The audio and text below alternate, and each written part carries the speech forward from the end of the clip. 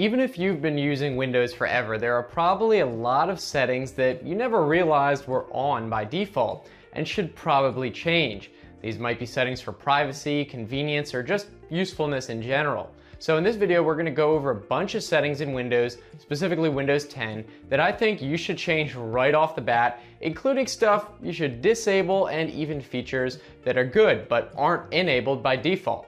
And I believe there are about 15 of these, so hopefully you'll at least learn a couple new ones. Let's go. First up, let's head to the Windows Update settings. And to get to the main settings window, you just click on the Start menu and then click the gear. We'll be using this menu a lot. And then you want to go to Update and Security and look at the advanced options and then click on Choose How Updates Are Delivered. Here you'll want to make sure that the setting at the bottom is set to PCs on my local network and not the other one with PCs on the internet. What that would do is download parts of the updates from other people who have the update on the internet to supposedly make the downloads faster. But it would also send parts of your update to other people using up bandwidth. On the local network, it doesn't really matter, but you can disable this altogether by switching the toggle above off. Next, let's change some Wi-Fi settings. Back in the main settings window, you want to go to Network and Internet, and then the Wi-Fi tab. Under Wi-Fi services, you'll see two options talking about suggested open hotspots. I would disable both of those. Suggested hotspots are supposed to be hotspots that Microsoft has deemed legit, and this would allow the computer to connect to them automatically. But open hotspots are inherently insecure, and you never want your computer to connect to any network without it asking you first. It's just ridiculous to not to do that. And below you'll see settings for Hotspot 2.0, which is a relatively new technology, but you can leave that on. I'm not going to get into that in this video. Now we can go through a bunch of privacy settings and just get those all out of the way at once. So you want to start out going to Settings and then Privacy. And first we'll start out in the General tab. So you'll definitely want to uncheck the first box and probably the second box as well. These basically allow websites and apps to track you based on a unique advertiser ID in order to learn more about you and show you more relevant ads. And the next one is about your language list. That might not matter, but I still have it disabled. If you do use another language other than English, maybe keep that enabled. The third setting is also something that you may or may not want to disable. It basically keeps track of the programs you launch most frequently, so you can have a most used list in the Start menu. If you don't care about that, disable it. The next tab we're going to look at is the Speech, Inking, and Typing tab.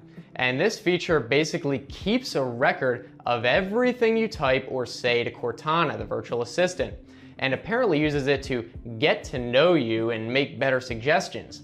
For those of you who don't use Cortana, it's definitely something you want to disable, so just turn that off. Moving on, head to the Location tab, and this is very straightforward. If you don't want Windows apps using your location, turn this off. If you have some apps that you do want to allow, you can turn the feature on and individually enable and disable apps in the list after you scroll below. The next tab is Feedback and Diagnostics, which adjusts how Windows will track how you use Windows and then send it back to Microsoft. Unfortunately, Microsoft doesn't make it easy to disable this completely, and that's beyond the scope of the video. But you'll at least want to change this from full to basic to minimize what they collect. Otherwise, look at what it tracks. Browser usage, like what websites you visit probably. Feature usage, which could mean anything. Inking and typing data, which is literally anything you type. So yeah, you really want to not have that on full. And maybe disable the toggle below about tailored experiences too. And finally, for privacy settings, these are actually all for Cortana specifically. So to access these, click on the Cortana button and then the gear, or search for Cortana settings in the Start menu. If you don't use Cortana, you basically want to turn all of these off. If you do use Cortana though, you can go through these and change what you want it to track. But I definitely suggest either way disabling Cortana on the lock screen. Otherwise, some random person might be able to access a lot of your data even if the computer is locked. All right, now let's do something about all those annoying notifications Windows seems to give you all the time. So head to Settings, system, notifications, and actions. I personally wouldn't disable notifications altogether because they can be useful, but if you see one app that is particularly annoying, you can scroll down and disable its ability to show notifications. Back up at the top, you probably want to disable the option to show notifications on the lock screen. As you know, a notification can sometimes show private information like emails, for example. Also, I would enable the one that says hide notifications when duplicating the lock screen. So say you go to do a presentation and you hook the computer up to a projector, you again don't want some notification popping up on the screen with sensitive content for all to see. Now you don't have to worry about that. And finally, you can disable notifications for tips and tricks, which could be annoying. Speaking of annoying, let's disable the obnoxious suggested apps you see in the start menu, which are essentially advertisements. So in the settings, go to personalization, start, and disable where it says occasionally show suggestions in start. Next up, there's a setting we want to change under settings, gaming, game DVR. You almost definitely want to disable the one that says record in the background while I'm playing a game. Leaving this on means that anytime you're playing a game, it will constantly be recording a video even if you don't save it, which will use up resources and could severely affect performance, obviously. Now, one setting you might want to enable in gaming is game mode, which will only show up if you have the latest Creators Update version of Windows. And this setting supposedly might free up system resources for your games if your computer is really crappy. Though, another tech channel, Linus Tech Tips, did some tests and found that it made little difference on reasonably powered computers and might actually decrease performance in that case. So you probably want to keep this disabled unless you have a really old computer, then it might help. Alright, now we've disabled a lot of stuff so far, so how about we actually find some neat features to enable? First up is a super cool feature that I like called Night Light, which can be found in Settings, System, and then the Display tab. But this feature will only show up if you do, again, have the latest so-called Creators Update. What this feature does is change the color of the screen at night so that it's much easier on the eyes and won't disrupt your sleep schedule as much. And it does this by cutting out the blue light, which is what keeps us up at night longer than we want to be. In Nightlight settings, you can also adjust the strength of the effect and what time you want it to activate, including sunset to sunrise. But you will need location services enabled if you want to do that. If I were you, I would literally set it to the strongest setting. It might look jarring at first, but I can almost guarantee that you'll get used to it at night and learn to like it. Next, here are a couple more settings to enable for Windows Explorer. So just open up any Explorer tab like My Computer or whatever, and then at the top you want to click View, and then check the two boxes that say File Name Extensions and Hidden Items.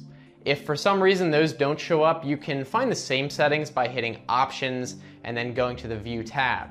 And what the first checkbox does is makes sure that for every file on your computer, it will include the file extension with the file name and show it. So it shows the entire file name. And this is really important for a lot of reasons. For example, maybe you download a suspicious file that claims to be a video, but with this, you can see that it's actually an exe file, an executable. So guess what? That file is almost certainly a virus.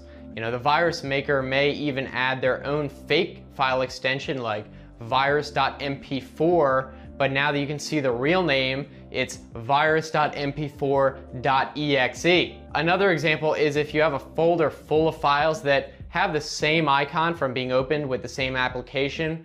This way you can still see what kind of files they are and know if you're looking for a video as opposed to a picture or something. The other checkbox we selected was for hidden items. You may or may not have known this, but there are files and folders on your computer that are not visible to you by default. These might be settings files for certain programs or log files, that sort of thing. And most of the time you won't need them, but occasionally you might come across like a tutorial showing you how to fix a program, and it will refer to a file that's hidden. If you don't have this enabled, you might think that the file is just gone and you won't be able to do it. Also, a lot of times viruses will create hidden files for obvious reasons, so the average user will have almost no chance of being able to remove it all by themselves.